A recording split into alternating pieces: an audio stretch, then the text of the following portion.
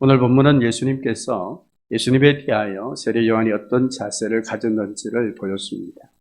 이를 통해 주의 사역을 봉사하고 섬기는 주의 일꾼들이 어떤 자세를 가져야 되는지 말씀을 통해 교훈받기 원합니다. 26절 말씀 보겠습니다. 그들이 요한에게 가서 이르되 랍비여 선생님과 함께 요단강 저편에 있더니 곧 선생님이 정언하시더니가 세례를 베풀매 사람이 그에게로 가더이다. 세례 요한의 제자들이 말한 내용이 무엇입니까? 선생님이 정언하시더니 세례 요한이 세상 죄를 지고 가는 하나님의 어린 양이라고 정언했던 예수님을 가리킵니다.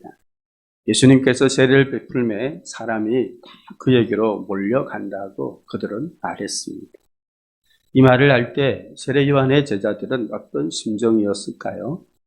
자신들이 신뢰하고 따르는 세례 요한의 영향력이 점점 약해지고 반면에 예수님을 따르는 사람들의 숫자는 점점 많아지는 것을 보고 그들의 마음에 시기심으로 마음이 상하고 위기감을 느껴서 사람들이 다 그에게로 간다고 말했던 것입니다.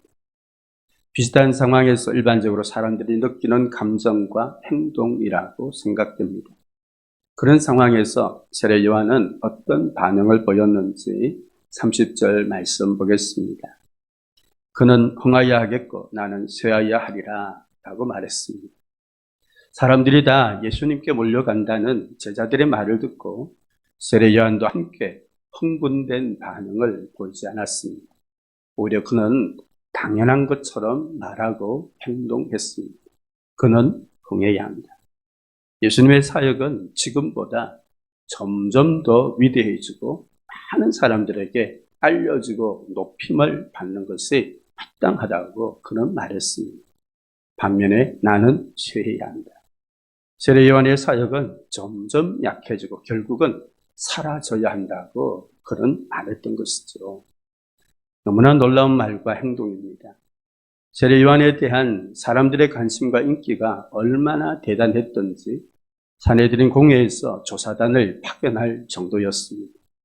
근데 예수님께서 구원 사역을 시작하자 사람들의 관심은 세례 요한으로부터 예수님께로 집중되었고 몰려들었습니다. 이런 상황이라면 세례 요한의 제자들처럼 시기감과 위기감을 느끼는 것이 사람들의 일반적인 반응인데 세례 요한은 어떻게 그는 흥하여야 하고 나는 쇠하는 것이 마땅한 것처럼 말과 행동을 할 수 있었을까요?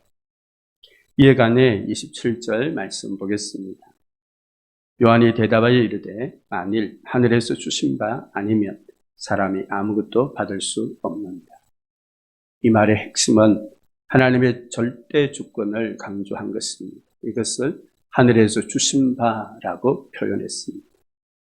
세례 요한의 사역에 대해 많은 사람들이 관심을 갖고 찾아와서 개교의 세례를 통해 하나님을 바라보게 되었고 세상 죄를 지고 가는 하나님의 어린 양으로 예수님을 소개하면서 주의 길을 예비하는 자로서 사역을 하게 된 것이 하늘에서 주십니다.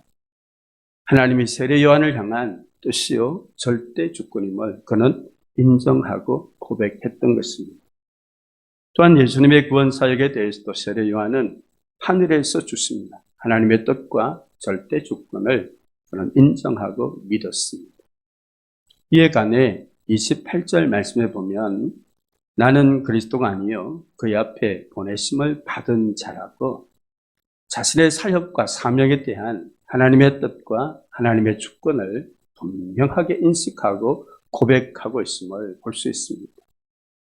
이것이 세례 요한으로 하여금 많은 사람들의 관심과 인기로 높아져서 그에 대해 그리스도라는 기대감을 갖게 되었을 때 그는 주저없이 나는 그리스도가 아니라고 분명하게 말했습니다. 그리고 세상 죄를 지고 가는 하나님의 어린 양 예수님을 바라보게 했습니다. 이제 예수님께서 구원 사역을 시작하심으로 사람들의 관심이 예수님께 집중되고 몰려들었을 때에도 세례 요한은 그는 흥하여야 하고 나는 쇠해야 한다고 당연하게 받아들였습니다. 하늘에서 주신 바 하나님의 뜻과 절대 주권을 인정하고 믿었기 때문인 것이죠. 주의 일을 봉사하고 섬기는 사역자들과 일꾼들에게 하늘에서 주신 바 하나님의 뜻과 절대 주권을 인정하고 신뢰하는 자세는 너무나 중요합니다. 그렇지 못하면 눈에 보이는 사람들의 반응이나 사역의 열매나 사역의 환경과 상황 때문에 낙심하기도 하고 또는 우쭐대며 자랑하는 어리석은 반응과 행동을 하게 됩니다. 하늘에서 주신 바 하나님의 뜻과 절대 주권을 인정하고 신뢰하는 자세를 가질 때 세례 요한처럼 예수 그리스도가 높아지는 하나님의 영광이라는 사역과 사명의 본질에만 집중할 수 있습니다.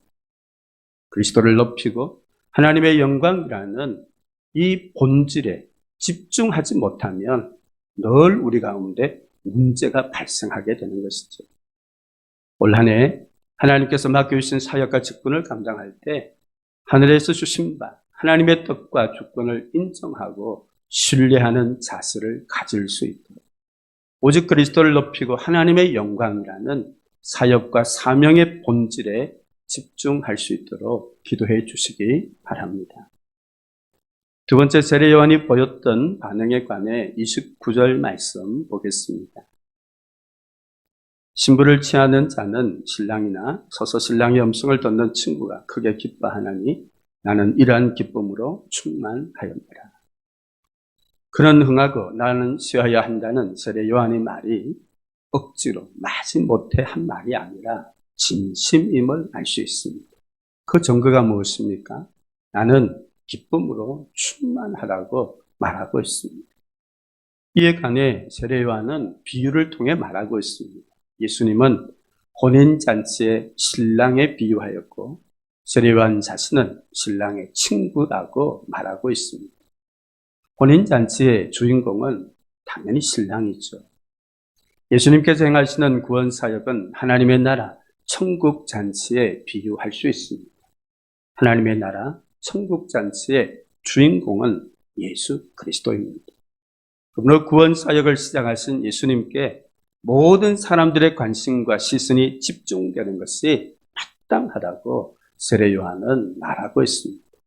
그리고 자신은 신랑의 친구로서 예수님의 사역을 지켜보는 것만으로도 내 안에 기쁨이 충만하다고 말하고 있습니다. 이것이 진심임을 확인시켜주는 말씀이 있습니다. 32절 말씀 보겠습니다. 그가 친히 보고 들은 것을 정언하되 그의 정언을 받는 자가 없도다. 세례 요한은 예수님을 31절에 보면 위로부터 오시는 이라고 소개합니다. 예수님께서 위로부터 하나님의 권위와 능력이 있었음을 뜻합니다.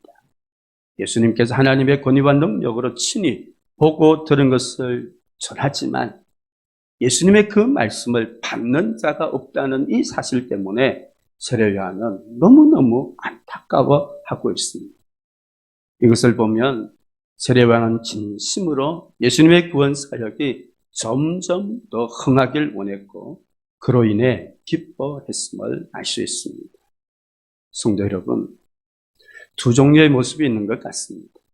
하나님의 뜻과 주권 때문에 나지 못해 억지로 주의 사역을 하는 것과 하나님의 뜻과 주권을 인정함으로 늘 기쁨으로 감사함으로 주의 사역을 하는 것, 둘 중에 무엇이 과연 하나님이 기뻐하는 바른 자세일까요? 이에 관해 고린도후서 9장 7절 말씀 보겠습니다. 인색함으로나 억지로 하지 말지니 하나님은 즐겨내는 자를 사랑하시느니라. 이 말씀은 하나님 앞에 헌신하는 두 종류의 자세를 우리에게 보여줍니다. 인색함이나 억지로 하는 헌신과 즐거움, 기쁨으로 하는 헌신입니다. 하나님께서는 즐거움으로, 기쁨으로 하는 헌신을 사랑하신다고 말씀하고 있습니다. 하나님의 뜻과 주권 때문에 어쩔 수 없이 억지로 주의 사역을 하는 것이 아니라 나를 향한 하나님의 뜻, 하나님의 주권을 인정할 때마다 나 같은 것을 이런 귀한 사역에 사용하신다는 그것 때문에 덜 기뻐하며 감사함으로 주의 사역에 수고하고 헌신하는 우리의 모습이 되기를 원합니다. 그런 기쁨과 감사함으로 사역할 때 그 자체가 우리에게는 복인 것이죠. 은혜인 것이지. 그 사역을 통해 하나님이 기뻐하시고 하나님께서 우리의 사역을 통해 아름다운 열매 맺게 하심을 분명히 믿습니다.